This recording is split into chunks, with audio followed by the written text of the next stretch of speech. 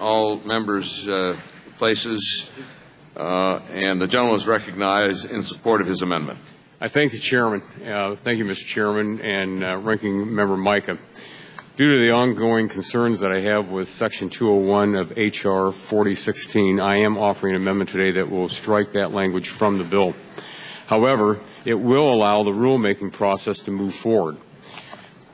I initially raised concerns with this language during a hearing on the Highways bill during a Highway Subcommittee hearing back in June. This specific section adds new requirements to the transportation of lithium cells and batteries. Since that time, I've worked with the committee staff on this language as well as receiving input from stakeholders for this matter in the legislation. Finally, I attended the field hearing that was held on the bill on Monday in Baltimore to further work with the subcommittee Chairwoman Brown on this legislation and hear testimony from department, agency, and industrial leaders. The Pipeline and Hazardous Materials Safety Administration, FSMA, and FAA are already working on rulemaking regarding lithium battery transportation regulation. Furthermore, that rulemaking will address concerns that committee members have raised in addition to allowing for public input into the matter. It is my understanding that OMB currently has the rule and it will be announced in the next several weeks to begin the rulemaking process. We are all concerned about the safety issues surrounding this matter. However, I believe that the additional regulations can be accomplished through appropriate rulemaking without legislation. This process will allow the public to comment on the matter as well as allow FSMA and FAA to offer their expertise that they have in the area on transporting lithium batteries. At this time, I am unclear about the benefits of including Section 2 in the legislation, especially when these requirements are going to be another detriment to our manufacturing industry.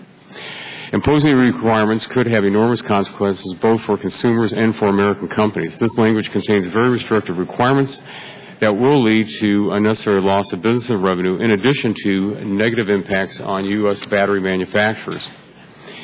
At this time, when the unemployment rate is over 12% in many of my counties and over 10% in the United States, Congress cannot pass yet another bill that will negatively impact business. The specific language of the bill restricts placement of batteries in aircraft to crew-accessible location unless the batteries are in fire-resistant containers or the aircraft has a fire suppression system in place. I believe this is a major problem and fear that the practical impact of this language will do to ban lithium batteries and devices that use lithium batteries, i.e. computers and cell phones, from aviation. Currently, there are no fire-resistant containers in existence and it is not possible to place all batteries in crew-accessible locations on planes.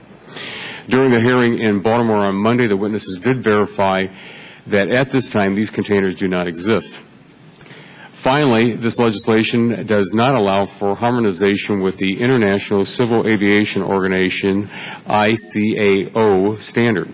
The bill mandates a rule inconsistent with ICAO rules for air transport of hazmat.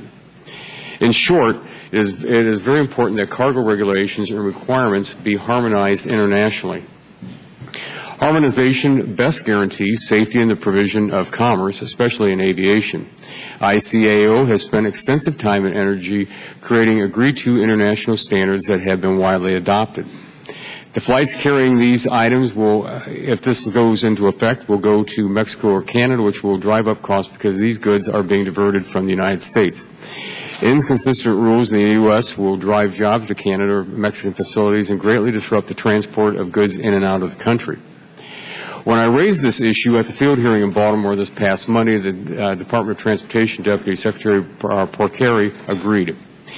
In summary, I believe this language will be extremely disruptive to battery manufacturers, could have negative effects on battery productions. I am offering this amendment to strike the Section 201 language so that the rulemaking process can be completed and that commerce is not unduly impeded. I ask for your support of the amendment. Thank you very much, Mr. Chairman.